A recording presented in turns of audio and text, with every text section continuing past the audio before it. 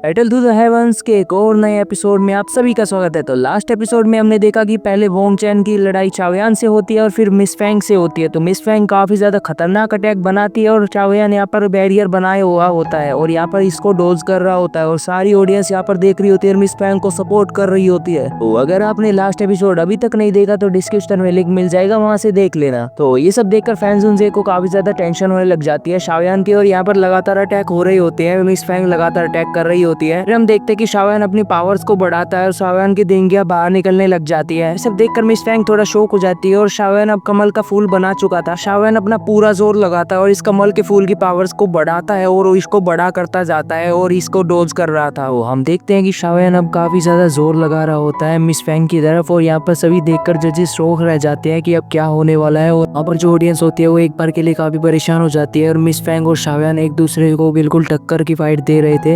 एक बार के लिए काफी बड़ा धमाका होता है। हम यहाँ पर देखते हैं कि पूरे स्टेज पर पर्पल कलर का स्मोक फैल जाता है। तो चाओयान की लोटस पावर अभी भी बची हुई थी और चाओयान अपना पूरा जोर लगाता है अब की बार और इस फ्लावर को भाई मिस फैंग की तरफ भेज देता है। तो ये फ्लावर मिस फैंग के पास पहुंच जाता है और काफी बड़ा हो जाता है। तो मिस फैंग से ये टकराने से पहले मिस फैंग अपने दुपट्टों का यूज करती है और काफी ज्यादा तेजी से एक सर्कल बना लेती है ताकि वो इससे डोज कर पाए। काफी देर तक तो हम देखते हैं कि मिस फैंग लोटस को यहाँ पर डोज कर रही होती है और चाओयान भी अपना पूरा जोर लगा रहा होता है। फिर हम देखते हैं कि मिस फैंग चाओयान के लोटस को नष्ट कर देती है और यहाँ पर हम देखते हैं कि अब वो अपना नया रूप बनाने लग जाती है। मिस फैंग अब यूज करने वाली होती है फिनिक्स पावर का, जिसमें मिस फैंग के पास 2 विंग्स आ जाते हैं जो कि काफी बड़े होते हैं और इसके पास काफी ज्यादा पावर्स आ जाती है। अब ये दिखाने वाली है डाउजोन के 3rd स्टार की पावर। तो अब ये सब देखकर चाओयान भी थोड़ा सा शौक रह जाता है कि मिस फैंग की पावर तो काफी ज्यादा कमाल की है। अब मिस फैंग के पीछे एक बड़ा सा फिनिक्स आ जाता है जो पंछी होता है और भाई मिस फैंग की फायर काफी ज्यादा कमाल की हो जाती है। अब मिस फैंग की ऑरा की वेव्स काफी ज्यादा बढ़ जाती है और यहाँ पर दबाने की कोशिश करती है चाओयान को, लेकिन चाओयान अपना चिल मोड में खड़ा रहता है। उसके बाद हम देखते हैं कि इसको अंगूठी में कुछ एहसास होता है। तो स्पेस टूरिंग में चाओयान ने फिनिक्स ब्लड को छुपा के रखा था तो फिनिक्स ट्रैप में कुछ ज्यादा हलचल होने लग जाती है। फिर जैसी हलचल होती है चाओयान को पता लगता है कि मिस फैंग तो फिनिक्स ट्रैप से है। चाओयान बिल्कुल भी देरी नहीं करता, अपनी डायजोन की 3 स्टार की पावर्स को रिलीज करने लग जाता है। तो ये सब देखकर मिस फैंग बोलती है, ओ तुम्हारे पास भी ऐसी पावर्स है जिससे तुम अपनी पावर्स को बढ़ा सकते हो। तो ये सब देखकर चाओयान कुछ भी नहीं बोलता है और अपना सीधा अटैक बनाने लग जाता है। ये सब देखकर तो फैंग जुनजे भी काफी ज्यादा खुश हो जाते हैं। उसके बाद हम देखते हैं कि मिस फैंग अपना अटैक बनाने लग जाती है जिसमें एक ब्लैक होल जैसा एक सर्कल होता है। उसके बाद हम देखते हैं कि काफी सारे यहाँ पर दुपट्टे बना लेती है मिस फैंग। तो ये अब अनगिनत दुपट्टे काफी ज्यादा यहाँ पर अटैक करने लग जाते हैं चाओयान पर। ये दुपट्टे बिल्कुल काले हो चुके थे और काफी ज्यादा तेज भी थे। तो चाओयान यहाँ पर फिलहाल तो बच रहा होता है इन सभी दुपट्टों से काफी ज्यादा तेजी से, लेकिन इनसे बचना काफी मुश्किल था। चाओयान मिस फैंग के पास आने की कोशिश करता है ताकि वो पास से अटैक कर सके, लेकिन मिस फैंग पास ही नहीं आने देती। तो काफी सारे दुपट्टे ने उसको रोक लिया था तो वो अपनी स्वॉर्ड से काफी सारे दुपट्टे को काट देता है अपने सामने से। अब मिस फैंग के पास जाने के लिए चाओयान लाइट मूवमेंट का यूज करता है और काफी ज्यादा तेजी से मिस फैंग के पास जाता जा रहा था, लेकिन मिस फैंग इसको रोकने की कोशिश तो कर रही थी और बिल्कुल पास पहुंच जाता है और फिर अटैक करने ही वाला होता है। लेकिन मिस फैंग काफी ज्यादा तेजी से अपने दुपट्टों को सामने लाती है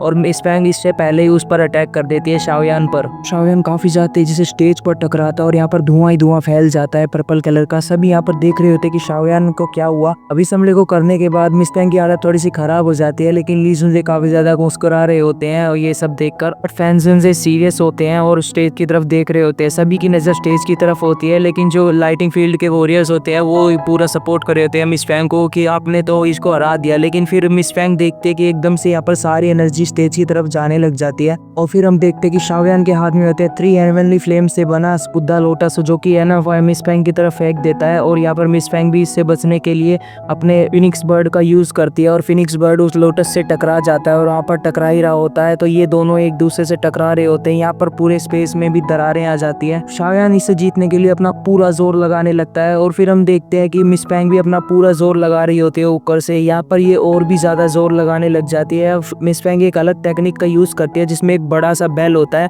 तो ये बेल पावर टेक्निक होती है जिसमें बेल में ये दब जाता है चाओयान और सभी यहाँ पर हैरान हो जाते हैं कि इस बड़ी सी बेल के नीचे चाओयान दब चुका था और उसका लोटस भी दब जाता है। और अब ये बेल पावर टेक्निक को देखकर तो ली जुनजे बोल रहे होते हैं फैंग जुनजे को कि अब ये खेल ज्यादा नहीं चलने वाला है और चाओयान यहाँ पर हारने वाला है। और यहाँ पर फैंग जुनजे काफी ज्यादा वेट कर रहे होते हैं। फैंग जुनजे सोच रहे होते हैं कि वो कर सकता है। और यहाँ पर पूरी ऑडियंस भी पूरा जोश में आ जाती है। अब की बार उनको कंफर्म हो जाता है कि ये हार चुका है और फिर से जय जयकार लगाने होते हैं, जय हो मिस फैंग, जय हो मिस फैंग।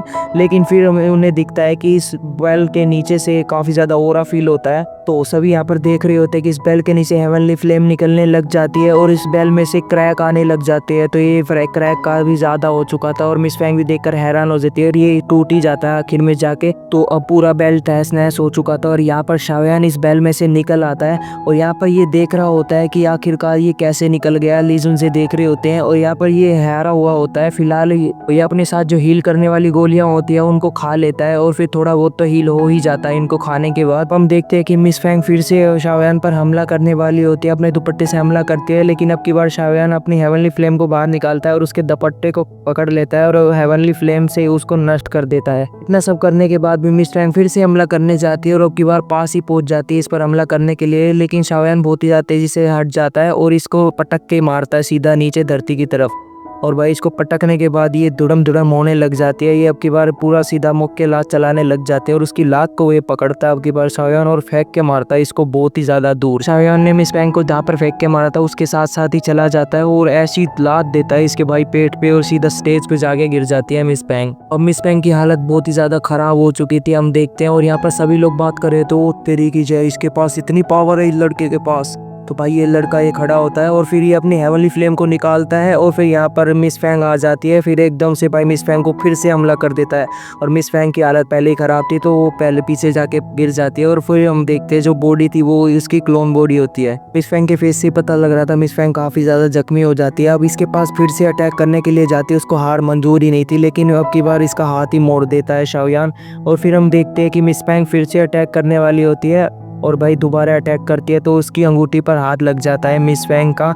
और फिर वो उसको पता लग जाता है कि ये तो मिक्स ब्लड है जो कि शाओयान ने कहीं ना कहीं तो छुपा के रखा हुआ है, ऐसा लगता है उसको। अभी उसको अंदाजा होता है अच्छा ये इसलिए कर पा रहा था ये सब। तो यहाँ पर ये जो ली जुनजे होते हैं और फैन जुनजे ये दोनों यहाँ पर स्टेज पर आ जाते हैं। मिस फैंग ली जुनजे को बताती है कि इसके पास कहीं ना कहीं फिनिक्स ब्लड लाइन है। फैन जुनजे बोलते हैं कि ये शाओयान पर आरोप लगा रही है, ये लड़की झूठी है। तो मिस फैंग बोल रही होती है मैं स्पेस टूरिंग को देखना चाहती हूँ। तो फैन जुनजे मना कर देते हैं साफ साफ। तो वो बोलते हैं कि मैं इसको स्कैन करना चाहती हूँ, अगर कुछ नहीं मिलता है तो मैं खुद ही उससे माफ़ी मांगूंगी।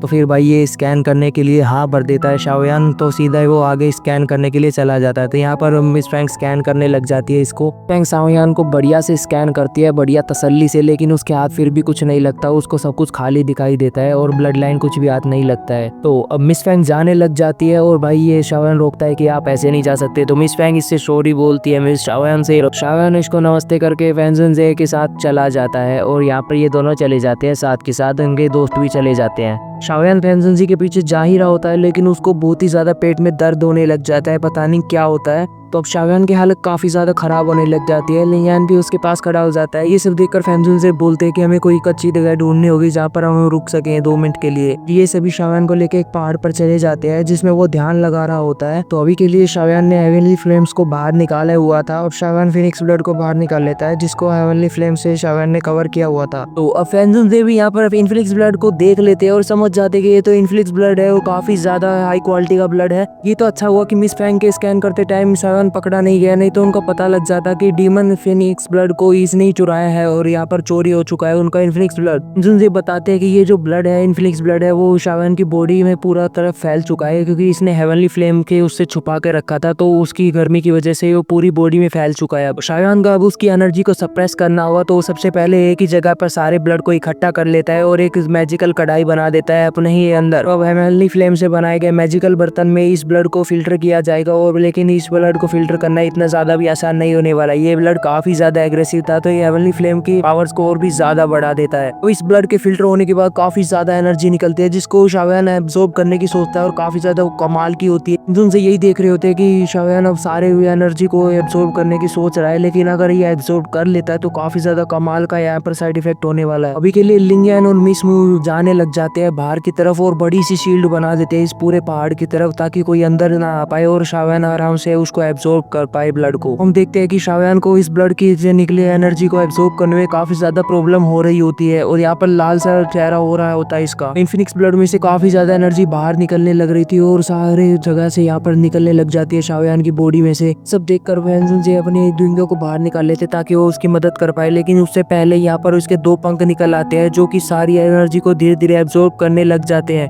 और फिर हम देखते हैं कि अलग अलग जगह से जहाँ से एनर्जी निकली थी वो सब कुछ एब्जॉर्ब हो जाती है इसके पंखों में और यहाँ पर ये ठीक होने लग जाता है। और भाई ये सारी एनर्जी पंखों में एब्जॉर्ब हो चुकी थी, तो एनर्जी ज्यादा होने की वजह से बोनविंग में से एक बड़ा सा पिलर निकल जाता है एनर्जी का और ये उसकी शील्ड को भी तोड़ देता है। इस एनर्जी के निकलने की वजह से लिलियन और मिस मू भी पीछे खिसक जाते हैं और अब शावयान भी सोच रहा होता है अच्छा हुआ मैंने बोनविंग्स को बाहर निकाल लिया, नहीं तो मैं काफी ज्यादा दिक्कत में पड़ जाता। तो फैंजन से शावयान को पूछते हैं कि तुमने फिनिक्स ब्लड को पूरा एब्जॉर्ब कर लिया क्या? तो शावयान बोलता है कि हाँ मैंने पूरा एब्जॉर्ब कर लिया। फैंजन से शावयान को बोलते हैं अभी के लिए तुम अपने बोनविंग्स को काफी ध्यान से यूज करना है, क्योंकि फिनिक्स वालों को पता लग गया तो वो तुमको छोड़ेंगे नहीं। तो शावयान अपने बोनविंग्स को अब धीरे धीरे गायब कर देता है। तो अब ये सब देखकर मिस मू बोलते हैं कि मुझे बिल्कुल भी उम्मीद नहीं थी कि तुम यहाँ पर सब कुछ एब्जॉर्ब कर जाओगे। और लिंगियन काफी ज्यादा टेंशन में हो जाता है, वो उसको एक बार पंच मारता है लेकिन उसके पंच मारने के बाद उसके हाथ में ही लग जाती है। तो ये बोलता है कि तुम्हारी बॉडी तो काफी ज्यादा स्ट्रॉन्ग हो चुकी है पहले से। तो शायद फैंजन जी को मास्टर के बारे में बताता है कि ओलफ सोल वाले ने उनको कैद कर रखा, तो वो उनको गुस्सा हो जाते हैं और यहाँ पर ओलफ सोल वालों को कुछ ना कुछ कहने लग जाते हैं। हैंक हैंक पर गुस्सा होते रहते हैं कि वो अपने मास्टर को मारने की कोशिश कैसे कर सकता है। तो शावयान बोलता है कि मैंने उससे ऑलरेडी बदला ले चुका हूँ और वो बस एक सोल बॉडी बची हुई है। शावयान एक बोतल से ढक्कन हटाता है और उसमें से एक सोल बॉडी बाहर निकलती है जो कि हैंग फैंग की होती है। हैंग फैंग की सोल बॉडी को फ्लेम जलाने में लगी हुई थी और हैंग फैंग बोल रहा होता है तुम मुझे छोड़ क्यों नहीं देते। तो हैंग फैंग को दिखता है यहाँ पर फैंगजुन जे काफी ज्यादा भड़के हुए थे और वो उसके सामने ही खड़े होते हैं। फैंगजुन जे को देखकर ही इसकी फट जाती है और ये भागने लग जाता है, लेकिन फैंगजुन जे बहुत ही ज्यादा खतरनाक अटैक करते हैं जिससे जो सामने वाला पहाड़ होता है वो भी तहस नहस हो जाता है। लेकिन ये अटैक हैंग फैंग के साइड में किया गया था, हैंग फैंग पर नहीं किया गया था और वो अपने हाथ में इसको खींच लेता है और इसका गला पकड़ लेता है। तो फैंगजुन जे हैंग फैंग पर भड़क जाते हैं और बोलते हैं कि तू कैसा इंसान है जो कि अपने मास्टर को ही मारने वाला था। तो फैंगजुन जे मास्टर याचिन के बारे में पूछने लग जाते कि ओलफ सोल वालों ने उसको कहाँ पर छुपा के रखा है और वहाँ पर कितने एल्डर है।